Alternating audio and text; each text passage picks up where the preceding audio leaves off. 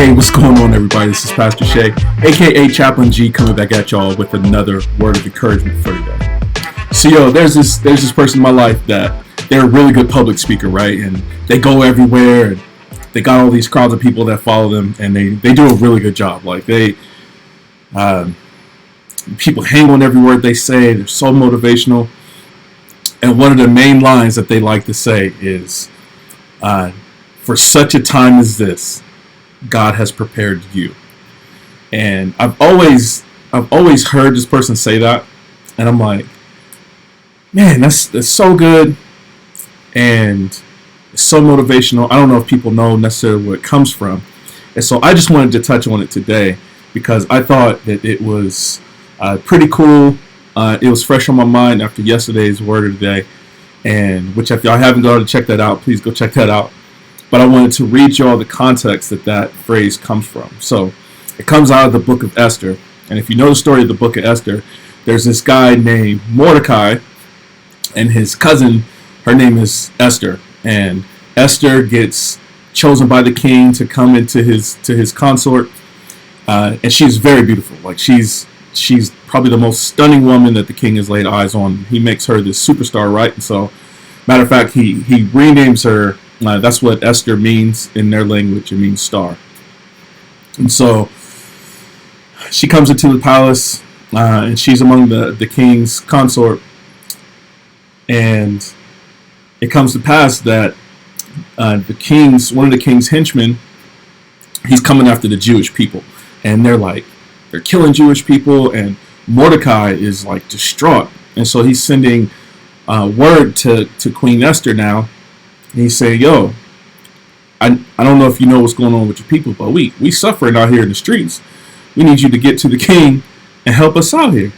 And Queen Esther is like, yo, the king, I can only go to the king when he invites me. Like, I can't just walk up on him and just talk to him. You know what I mean? I gotta be invited into the palace chamber, and there's protocol here, right?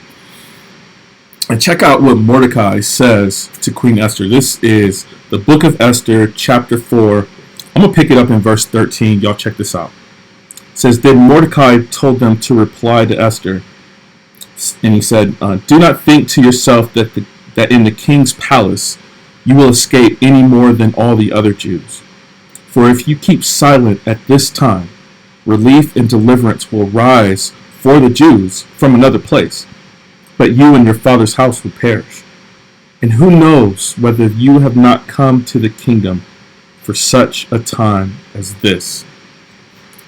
So there's this sentiment right here, right? Like, and depending on what you believe about God, Mordecai obviously believes like God's plans are not going to be thwarted, and so you could either choose to participate in God's plan, or you could just get rolled over by all the circumstances. And God is going to make his plans happen with or without you, kind of thing, right? And I think there's a word of encouragement for that, right? Because Mordecai's next statement is, but who knows? Like, God could have this designed especially for you. And I think that's kind of the other point of view. When God has something for you, there's no one else that can do it.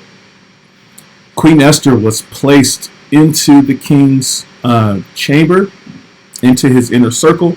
She could go to him, have these one-on-one conversations with him. She was in a unique position in history and time. She had the genetic makeup. She had everything that you needed to have for that moment, at that time, at the right place. And God selected her to do the work that he needed her to do.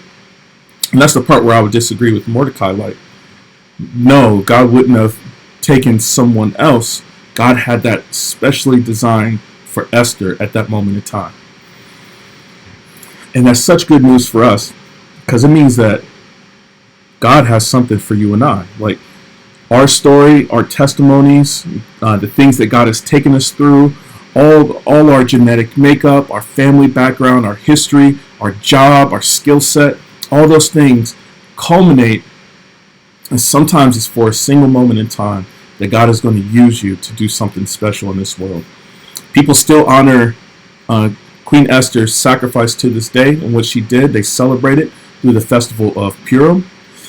I think that's how you pronounce it. But she didn't think she was ready. She didn't think she could do it. And she had someone in her life that was able to say to her, no, not only should you do it, but you're the only one who can. Two things. One, you can do it.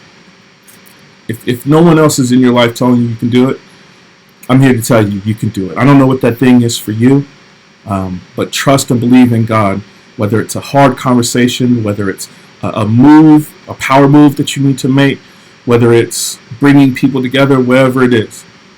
God has empowered you with the skill set, with the tool set, with the mindset, the heart set to go out and accomplish the thing that you need to.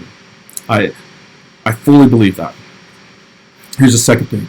If you don't have those type of people in your life that can tell you that know your story, that know your situation, that know your skill set, that know your temperament, and they can speak life into your circumstances, you need to get some good friends that can do that for you. And if you ever need that encouragement, you know where to reach out to your boy. I'm over here. My email's going to be down in the description box.